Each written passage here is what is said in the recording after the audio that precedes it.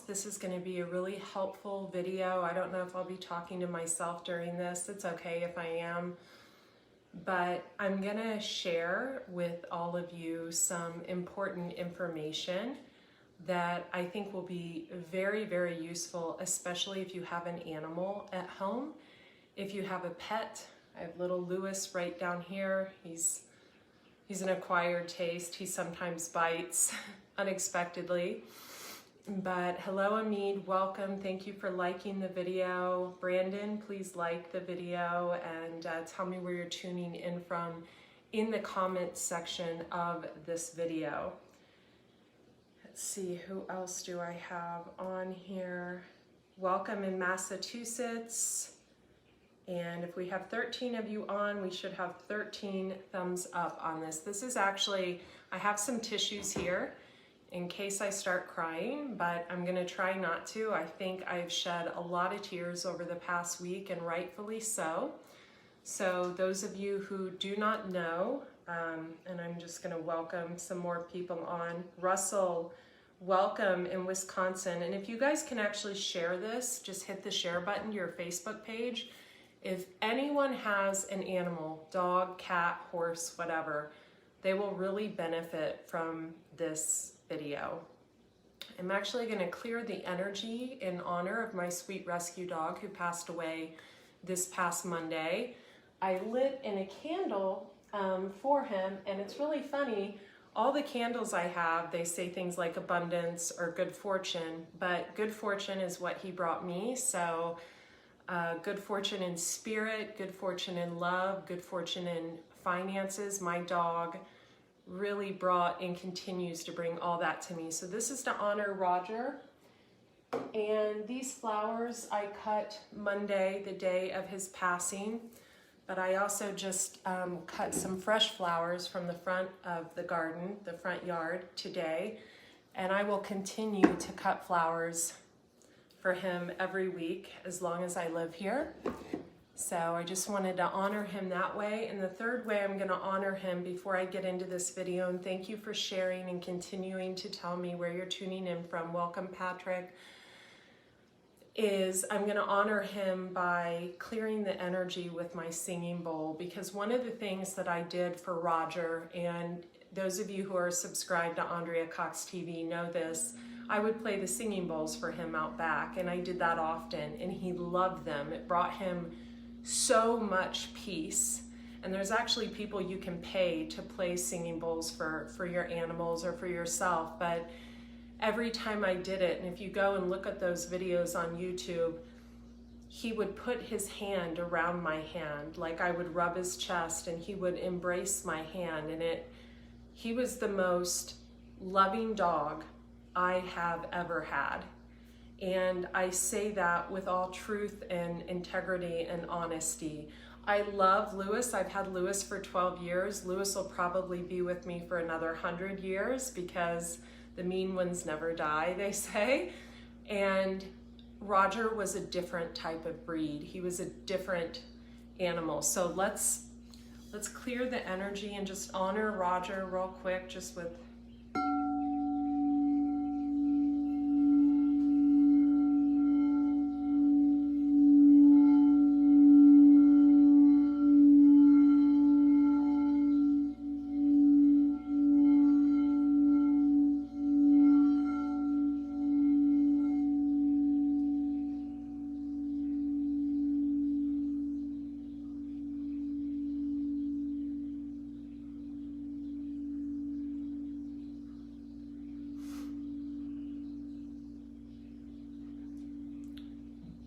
So I want to wait until this completely dies out before I set it down. So if any of you who know anyone who has lost an animal recently or years ago, I would send this to them. First, I do want to talk briefly about what I did wrong during Rodger's bout with having a fibrosarcoma, because I think this will be really helpful to people. But then I want to talk about grief and loss and what this has really brought into my life from an above perspective, with really seeing the importance of grief and loss. I'm so sorry, you guys, this got dark on me right in the middle of this video.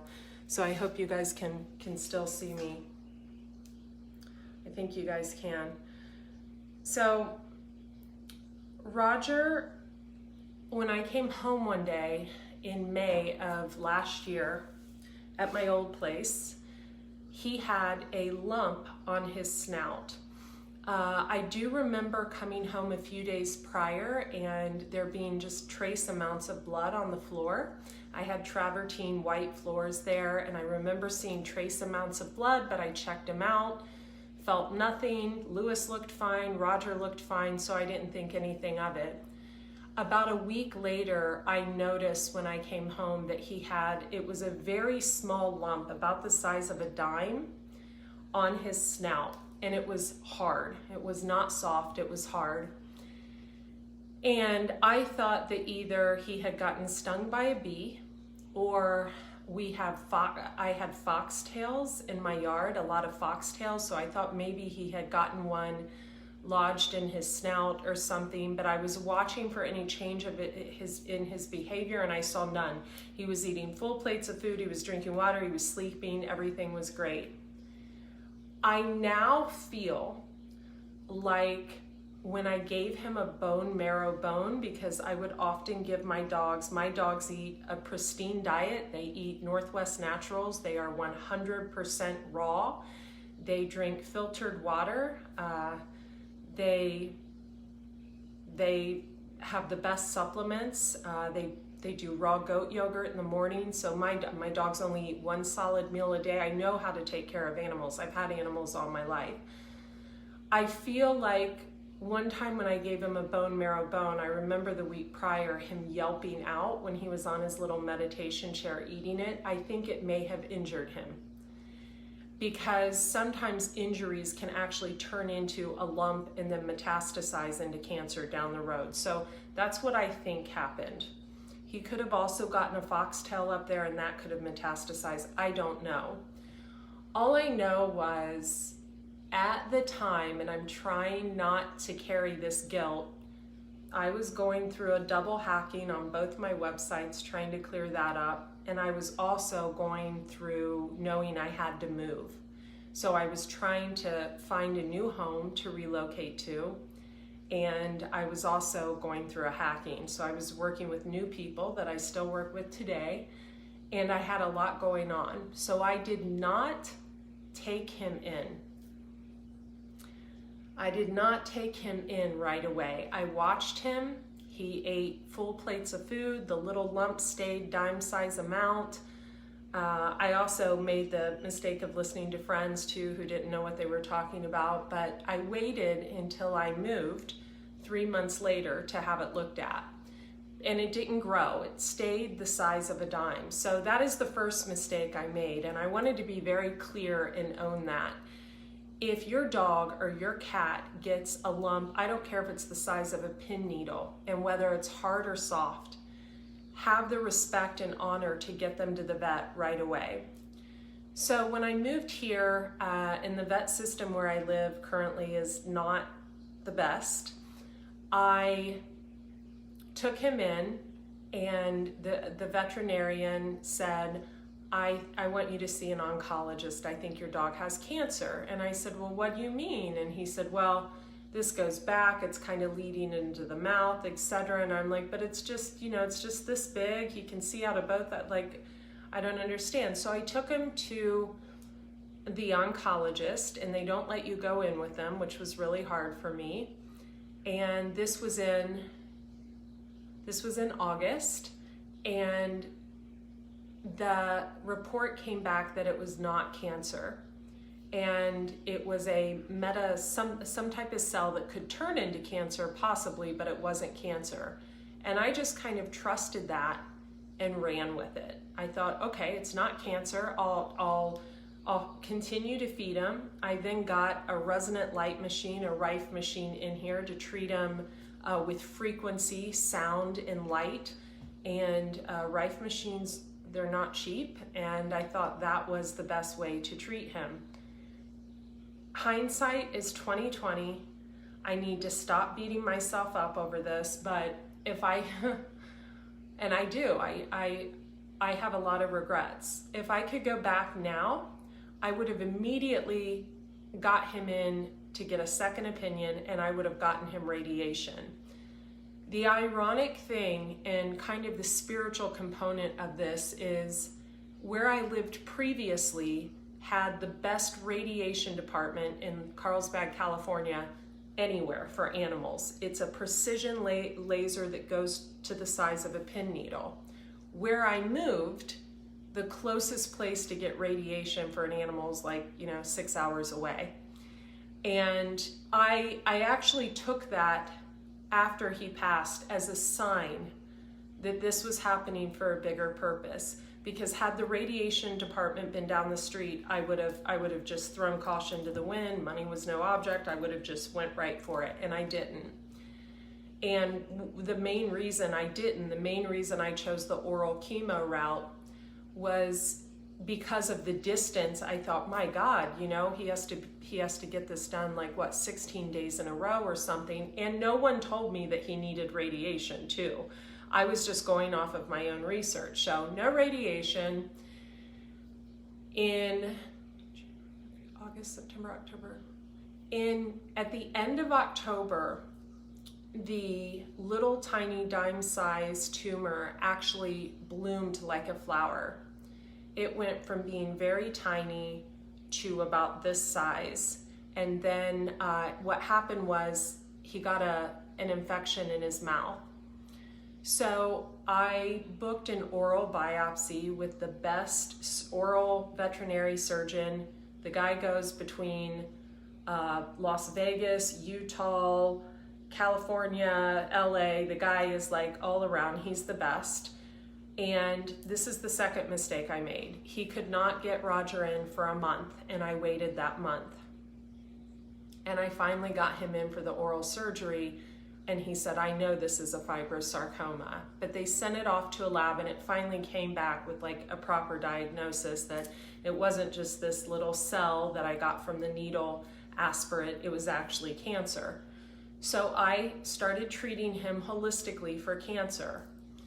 I then had a video conference call with the lead oncologist in San Diego, and he said, we've had really good luck with that type of cancer by putting dogs on oral chemo. It's 2 medicines lumped together, and dogs really have a positive result to this. Now, being completely holistic, not eating meat for 22 years, feeding my dogs a 100% raw diet, having this little guy for 12 years, never had an issue with him other than meanness.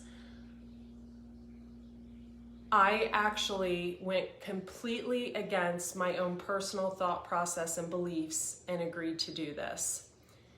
And for 8 weeks, I had to give my dog, I had to shoot these drugs into my dog's mouth every single morning. And he loved it. He loved the way it smelled. He took it right up, and he didn't have the bad side effects like this doctor said he would. And actually, the tumor began to leach out, because when you're holistic, you believe that all cancer is a fungus. So it did exactly what I thought it would do. It actually began to leach out this yellow smelly guck like it was releasing.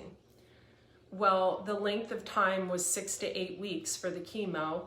And so at the end I stopped. The medicine was also time sensitive. You had to keep it in a fridge. And I contacted the doctor, and without seeing Rodger, he said, let's do a second round. And I have a client that works for she used to work for a big animal company. I think it was called Chewy or something. And I talked to her about it, and she said I would not do the second round of chemo. I wouldn't. And she even used a family member as an example, saying, I think the second round of chemo, made someone in my family pass. And I still started on the second round of chemo. And his little body could not handle it at all. So I personally feel like the 2 mistakes I made 3 actually, was number 1, not immediately getting him in to have it looked at when I had the best veterinarian. I was in an area with San Diego has the best of everything. Not immediately getting him in. I was too absorbed with a hacking, a move, all this other stuff, and he was fine.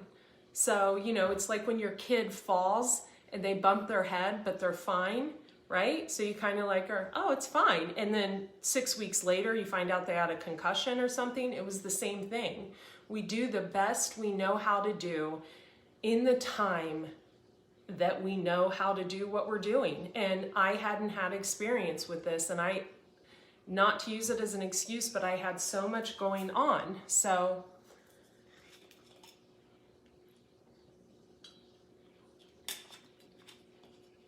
thank you guys.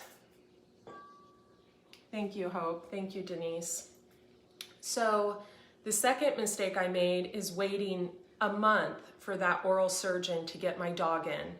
I should have stepped on his toes and told him to get my dog in right away, and I didn't. And I'm usually very, and I've gone through a process where I'm not like that anymore. And so that was the second mistake I made.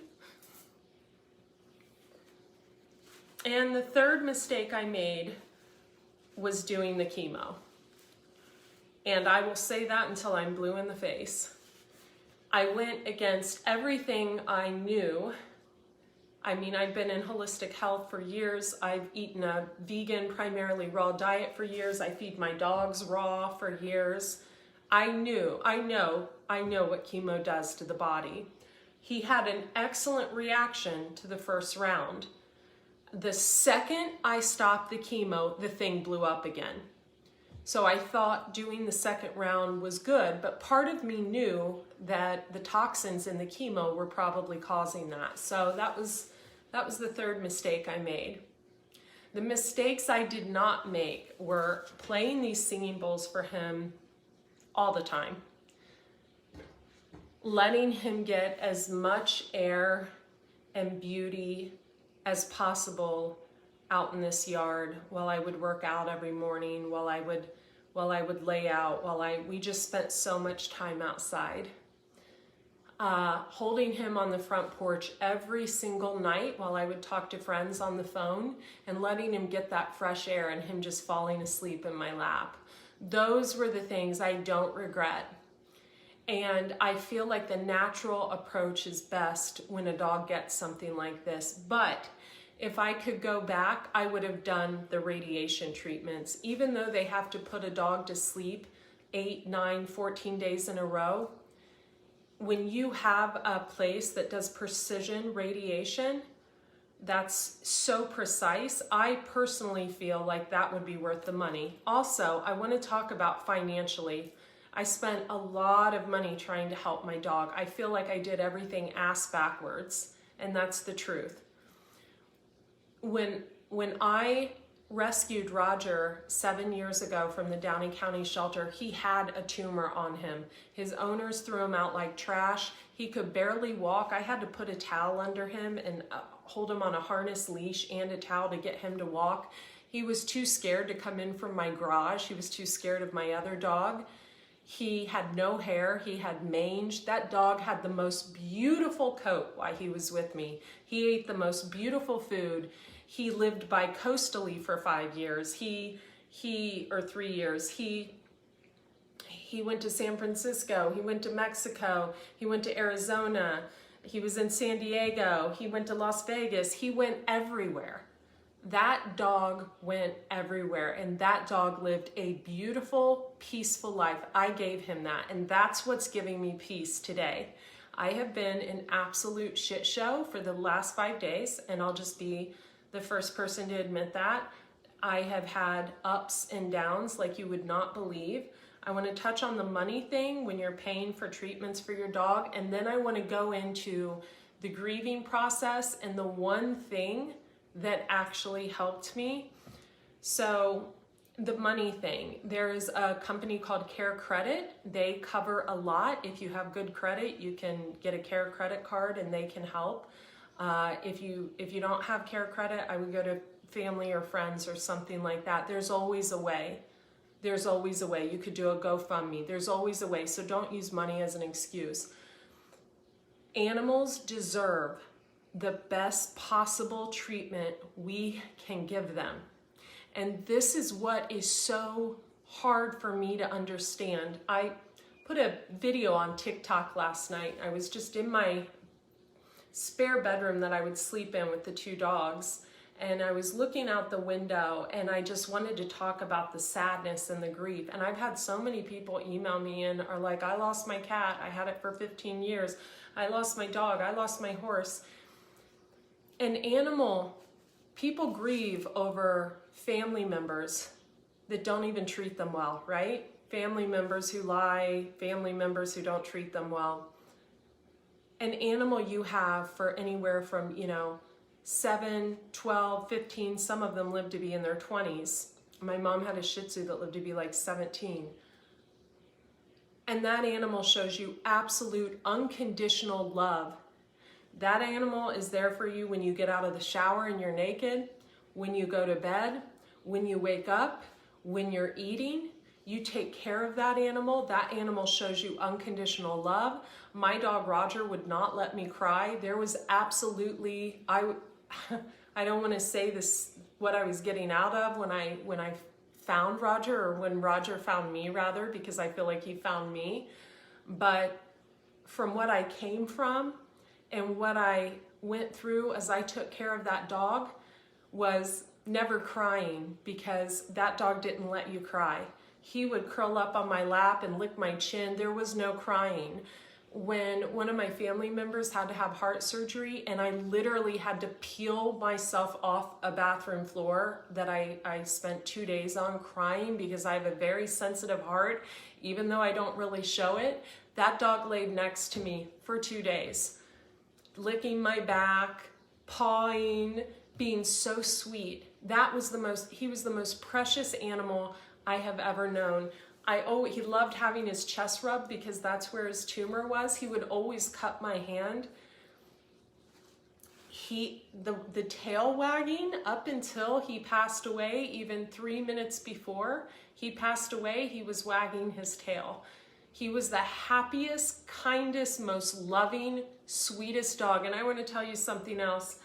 That dog would not let anyone that was not a good person in my house. He would bark them right out the door. He barked a relationship right out the door. He barked everybody who tried to get with me. That dog is the reason I am single. He was such a good watchdog.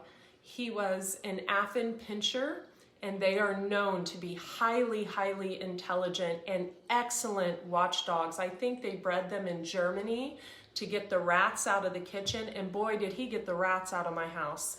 There was no one allowed near me if they weren't an amazing person. He would bark at anyone that was a male and anyone that was a female that wasn't a good person either. He was the most loving, kindest soul, and I love that dog more than I love a lot of people. I loved that dog more than anything. And I want to tell you what happened as he was dying, and I have no regrets. In October, I had a vet examine him at the house, and the vet told me to put him down, and I said, I'm not putting him down. He's still eating full plates of food, and he's wagging his tail, and he may be unattractive to you because of the big thing on his face, but I'm not putting him down.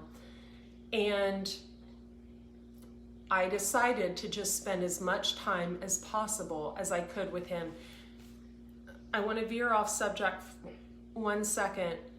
I sent out a newsletter about 2 weeks ago, and I'm actually going to take that newsletter and put it on my blog about how to honor people when they're going through grief, and that you never know what anyone else is going through. I had a friend that I will never speak to again, ever, because she did not honor the time and space I needed with my dog. She took it very personally.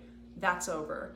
So honor people when they are going through a state of grief, whether the person, animal, thing, relationship, divorce, whatever they're grieving is still going on in the present, or whether it's about to come or in the past. Honor people who need their space and time. Don't take it personally. That is codependent, it's neediness, and I don't allow that in my life at all. That was a huge lesson to me also, because the amount of drama that was brought into my life the week that my dog passed away was completely unnecessary, just because I needed to pull my energy away from a very needy person. So I wanted to say that, and I will share that on the blog. The other thing I wanted to talk about is the signs that my beautiful dog is giving me. And they are so freaking clear, and they are so beautiful. And if you have just lost a pet, or you feel like you're losing a pet, this is what I did, and this really helped me. So the vet she was amazing. Rodger came to a point where he was gasping for breath, and I needed to have him put down. And I had planned to have it done here at the house, and unfortunately I didn't have that option. I had spent 2 days, 48 hours up with him. We had been sleeping on the entryway or the kitchen floor for 3 months. You know, this is stuff you don't share on social media. And the reason we were doing that is because his tumor would often bleed, and there's no carpet down here. And so I just brought my biomat downstairs and slept next to my dog because it's my baby. So you never know what someone else is going through, because for the last year I've been taking care of him. For the last 3 months he's been bleeding almost every day, and I've been having to give him medicine every morning, and it's like a revolving cycle of cleanup and everything.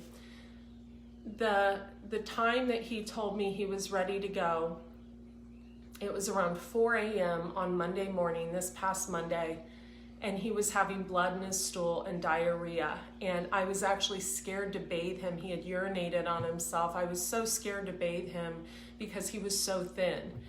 And so I put him on his bed, and I carried his bed out to my car, and I don't even remember driving to this place. That's how out of it I was. I was tired. I was literally incoherent, and I drove him to this place at 4:30 in the morning, and this kindest, most loving doctor came out, and I said, "Do you think he'll make it through the night if I decide to take him home, and can we give him oxygen?" Like, I was like, you know, it was like my baby. And she said no. And I thought, holding on to him is selfish. I'm gonna let him go. And I did. And when I asked him, I said, as he was going, I said, "Can you please give mommy signs that you're okay?"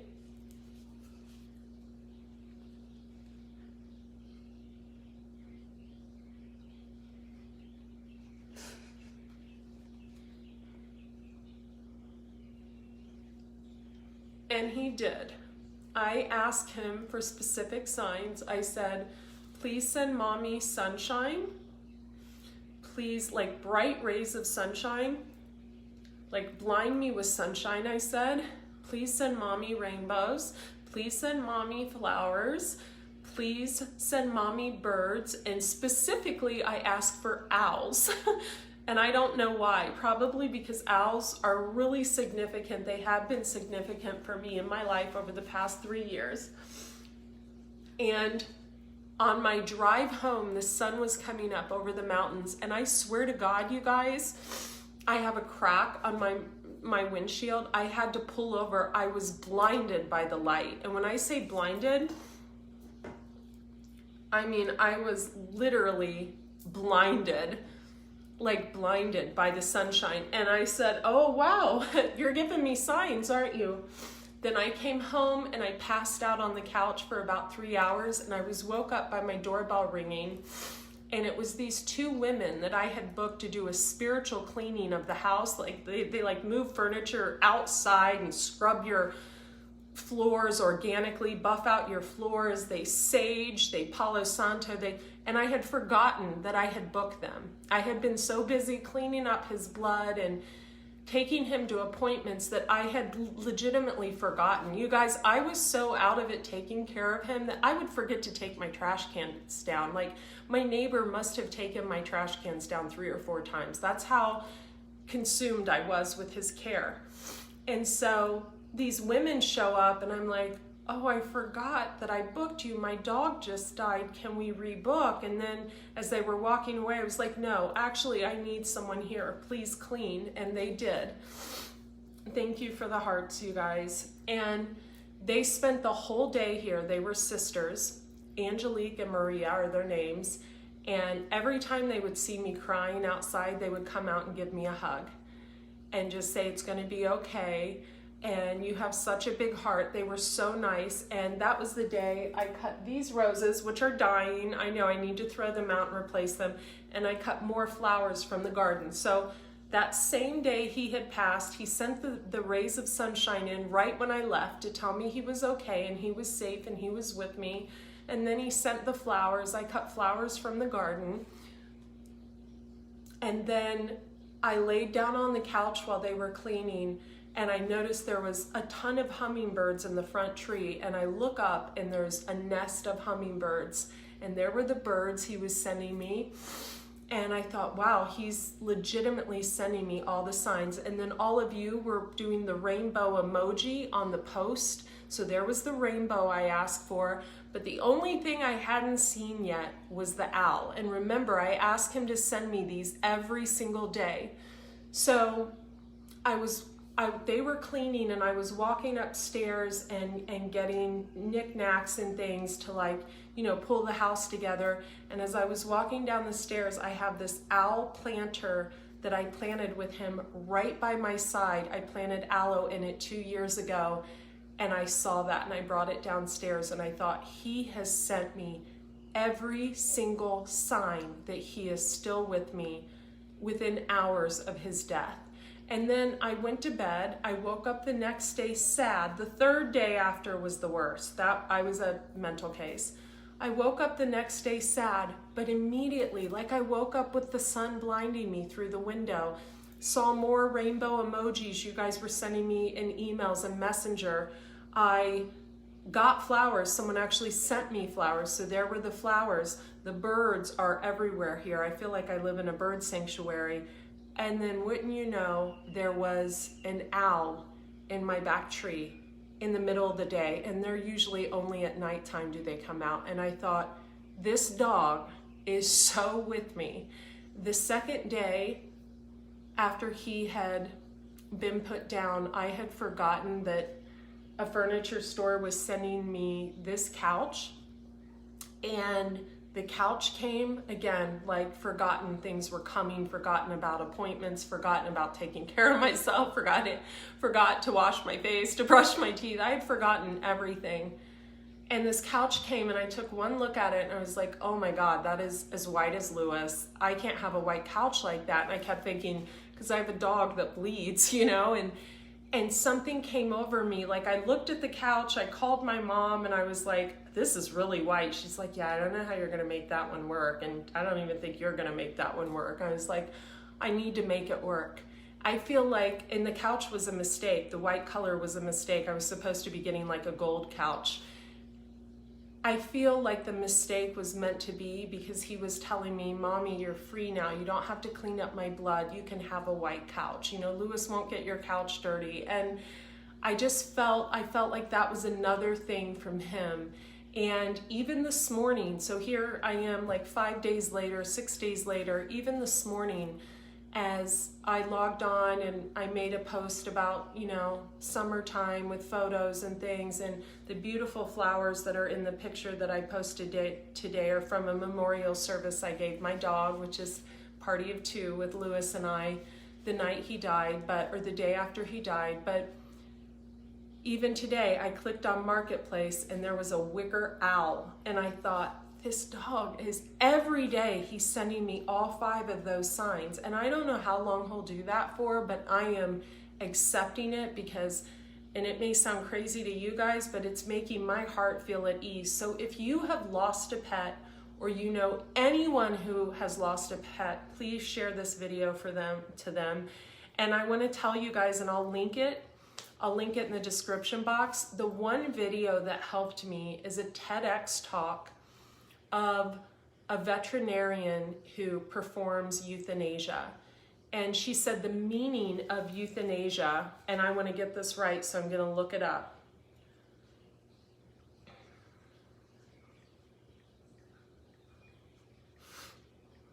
something about kindness.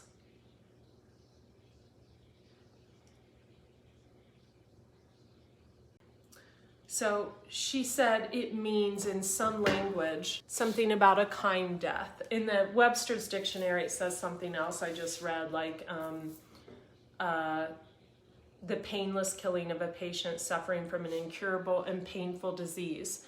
Now, the one thing about Rodger's type of cancer is he was never in any pain. That type of cancer is local to one area, and there's only a 10% of it spreading to the rest of their body. So that was the one really beautiful part about his cancer. And it was only like the last weekend. Was it last weekend? I don't even know what day it is. Is it Sunday? Is it Saturday? Like, I'm still trying to get my life back on track. But it was the last weekend that his little body just gave out, and I had no idea. But when they weighed him, and his time of death was 4:44 a.m. in the morning, when they weighed him, he only weighed 9.5 pounds. My dog always weighed 24 pounds, always, the whole time I had him.